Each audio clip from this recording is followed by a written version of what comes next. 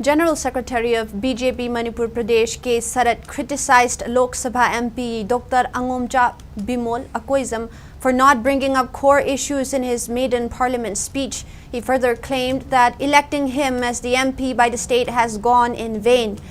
In a press meet held at Thambal Sanglen of Nityaipat Chithek, Sarat refuted to the claim of MP Bimol, who had termed Prime Minister Narendra Modi address in the House about Manipur as a hollow speech with no substance and also attempt to deceive the people of Manipur.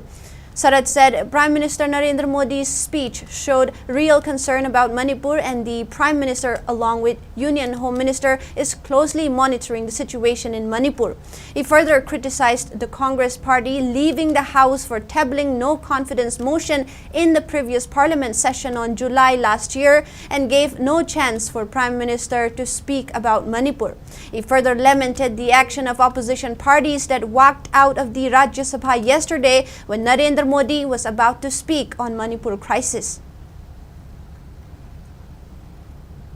Opposition opposition role dumadu marichum laude Prime Minister ki mathak no motion pokalle ujiki matang khana dena khana nabgi tawre moina ngang ngam me Prime Minister reply piram daida chathi bai basa masi yamna tawhid ba port amane ngarang nahan Honorable Prime Minister na piriba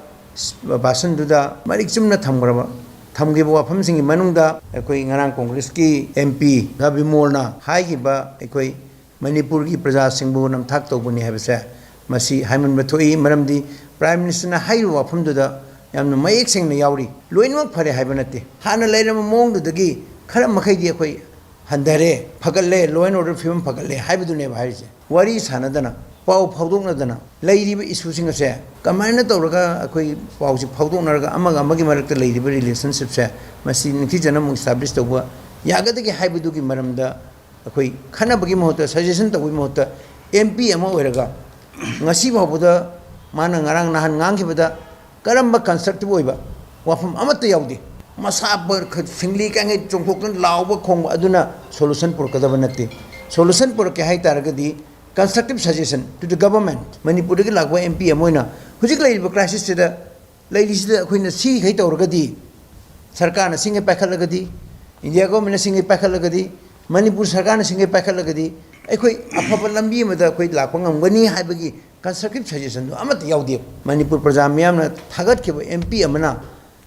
solution no purakna bai constructive suggestion amada tawmda bataragadi pot to di akoina mabu thagalu budigi athadu thodongna leitena lowe